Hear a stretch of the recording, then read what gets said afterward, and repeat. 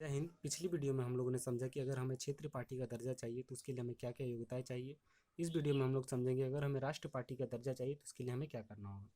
तो उसके लिए 3 कंडीशन है, ये 3 या 4 बोल सकते हैं। तो पहला कंडीशन है कि लोकसभा के कुल सीट का 2% सीट हमारी अगर राजनीतिक पार्टी को मिलता है, वो भी एक राज्य से नहीं, लगभग कम से कम 3 राज्यों से मिलाकर, कम से कम भारत के 3 राज्यों से मिलाकर लोकसभा के कुल सीटों का 2% सीट अगर हमारी पार्टी को मिलता है तो हमें राष्ट्रीय पार्टी का दर्जा मिलेगा।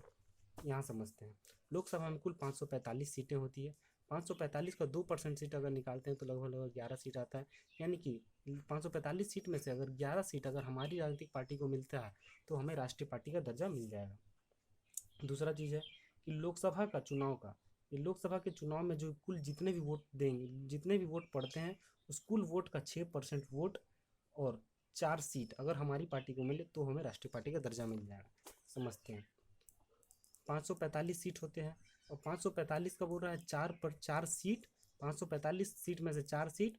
और मान लीजिए कि भारत में कुल लोग 100 लोग वोट दे रहे हैं तो 100 लोगों में से 6 लोगों का समर्थन हमें मिलना चाहिए। यानी कि इधर से 6% वोट और कुल 4 सीट, अगर ये दोनों चीज़ अगर हमारी पार्टी के पास आते हैं तो हमें राष्ट्रीय पार्टी का दर्जा मिल जाएगा।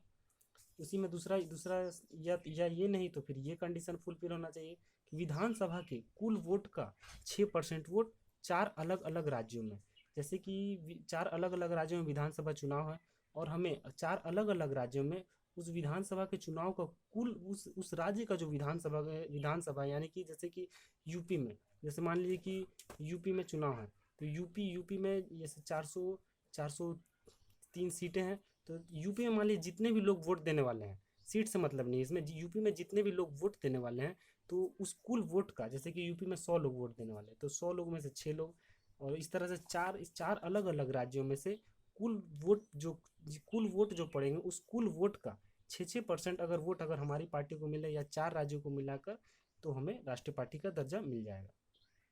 तीसरा चीज़ है कि 4 राज्यों में कम से कम क्षेत्रीय पार्टी का दर्जा हो। क्षेत्रीय पार्टी का दर्जा होने के लिए क्या क्या योग्यताएं चाहिए हम पिछली वीडियो में बता चुके हैं, लिंक डिस्क्रिप्शन में दे दूंगा, आप जाके देख सकते हैं। तो अगर कम से कम 4 राज्यों में अगर हमारी पार्टी को क्षेत्रीय पार्टी का दर्जा प्राप्त है तो हमें राष्ट्रीय पार्टी का दर्जा प्राप्त हो जाएगा। राष्ट्रीय पार्टी का दर्जा प्राप्त होने का मतलब कि बहुत बड़ी बात हो जाती है, क्योंकि ये पूरे देश के लिए होती है और पूरे देश में ये इसका नाम या इसका प्रचार हो जाता है।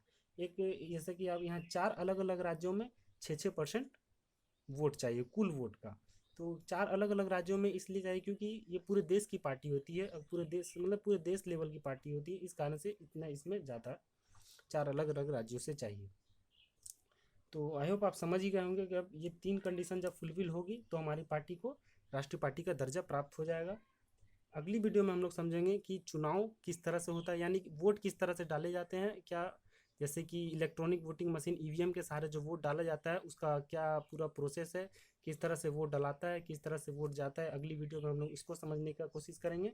और अगर तब तक के लिए वीडियो अच्छा लगा हो तो लाइक करें, चैनल को सब्सक्राइब करें। तब तक के लिए जय हिंद।